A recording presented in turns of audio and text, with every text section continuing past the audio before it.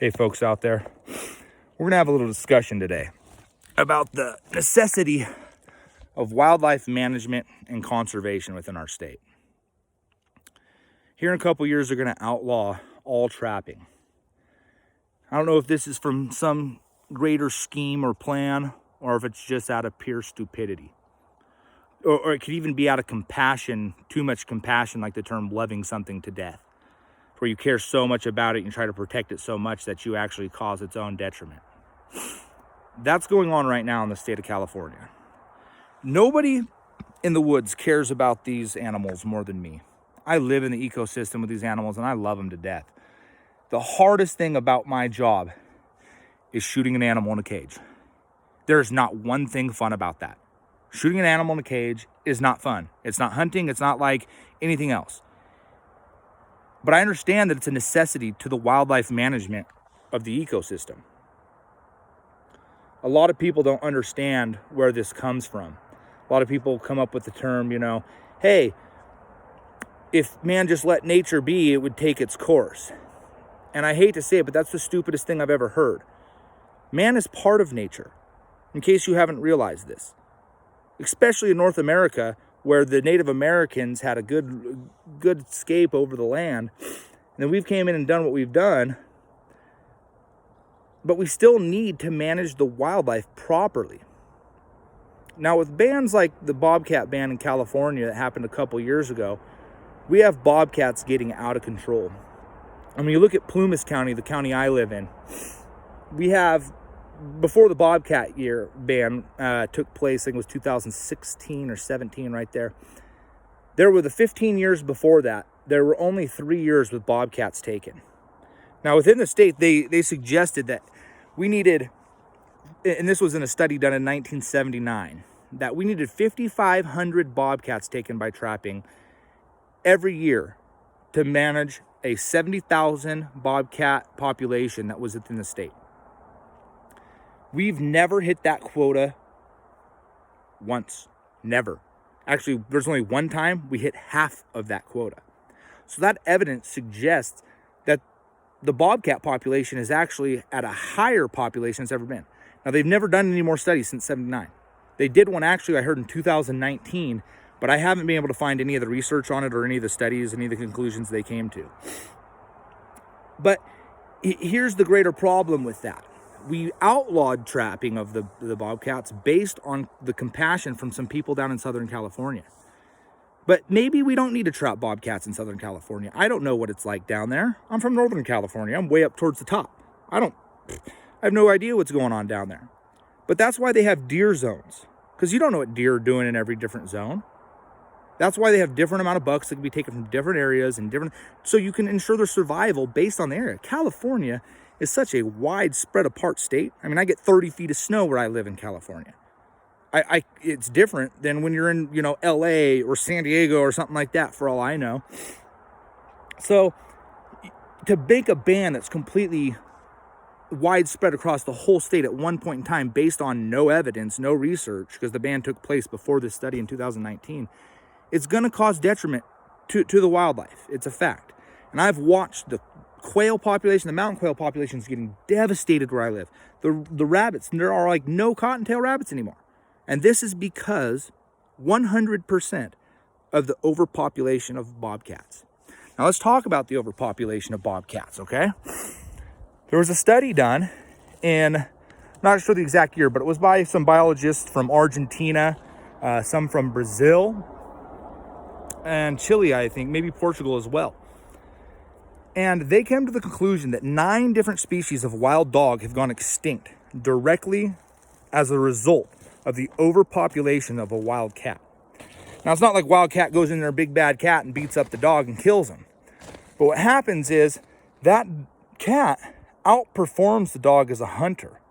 And when it gets overpopulated and it kills off all the lower prey species on the ground, the dog can't climb trees and can't do other things that the cat can to get other prey. And if you have a bad snow year or something like that, and there's not enough prey, the dog will die off and the cat will live. It's happened 9 different times in our fossil record that is proven by these biologists. Now, when you look at California in specific, In 1980, before my time, they banned red fox trapping and hunting, which I completely support. I think it's the best thing they could have done to ensure the survival of these red foxes. But they've done another study of them, I think it was in 2015, and the population is still declining. So what does that tell you? It doesn't tell you that human trapping and hunting the red fox is the problem, because people don't do it anymore. The problem is the overpopulation of bobcats. And what these people don't realize that they're going to do by saving all these bobcats is they're going to kill off the red fox completely. And people are like, oh, I see fox all the time. I see gray fox. Here's the difference.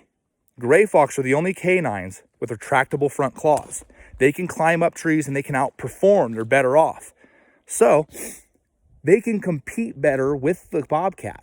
So when they overpopulate, as well as the bobcats, the red fox are done. And that's what's happening up in the mountains where I live. They cannot compete during hard snow years, and it kills off their population. And it's sad. It kills me, because I support the ending of hunting and trapping of those animals. But we have to manage wildlife as a whole. When we look at it as individual parts and say, oh, we're just going to outlaw this, we're just going to end this and that, there's a greater effect that has. Now, nobody loves these animals more than me. I live in this ecosystem. I care about them. I love being in nature where I live. So I don't want to see them all die.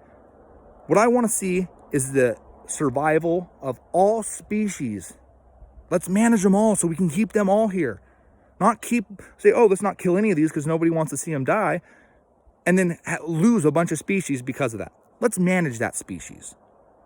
Let's keep that species alive as well as the other ones. That's what I want to see in California.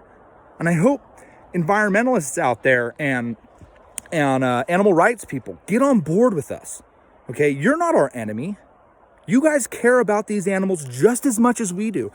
I've got some videos out here on YouTube that have gone crazy. One that has 150 million something views. And I get a wide spectrum of opinions from people. People who tell me I should be necked and killed and all sorts of things. But people tell me I'm doing a great job. People tell me I should be killing them. All sorts of different opinions. But one thing I've noticed is people's passion for animals is always that they care about the animal.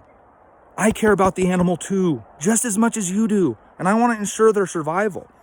And if animal rights people, PETA, and all of us got on the same page and looked at wildlife in an area so we can conserve all of it, we would be an unstoppable force within our country to protect animals. The problem is we're pitted against each other when our actual desire is the same. We want to ensure the survival of all species. And part of that is through proper management, and trapping is one of those methods. Now, I got a bobcat right up here on the hill here. I'm gonna walk up here, I'm gonna let it go because that's the law in California, and it's not worth it to get in trouble for me. So I'm gonna let this cat go, and I'm gonna include that in this video. But I want people to realize what I'm saying here is we're on the same side, animal rights people, hunters. We can't be fighting each other all the time. We have the same desire, and that's to protect our species. We just need to come to terms and be educated with each other about the necessity of wildlife management and conservation. So I hope this message gets out to a bunch of people. I hope people listen to it, and I hope people have a lot of comments. If you do have a comment on it, feel free, hit down below. I'll respond to you on this subject. I really value people's opinions on this matter. And I think everybody's opinion on this matter, if you're educated on wildlife, matters. But again, we're all on the same side here. Let's work together to protect our animals. See you guys back here in a second with this bobcat.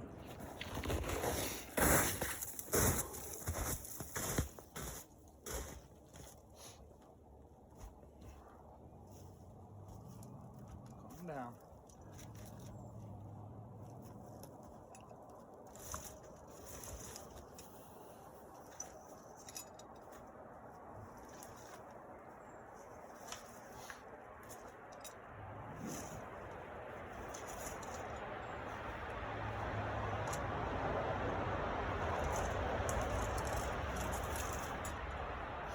Calm down, old girl. You're good.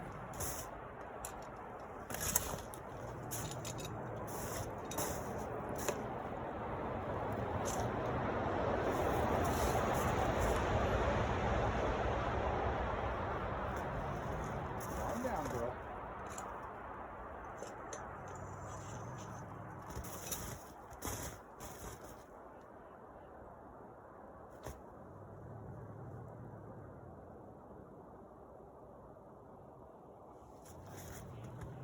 Now this is the, if that camera can see, but this is like the,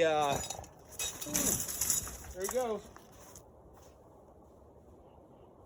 That's probably the 8th different cat I've caught right up and down here this year.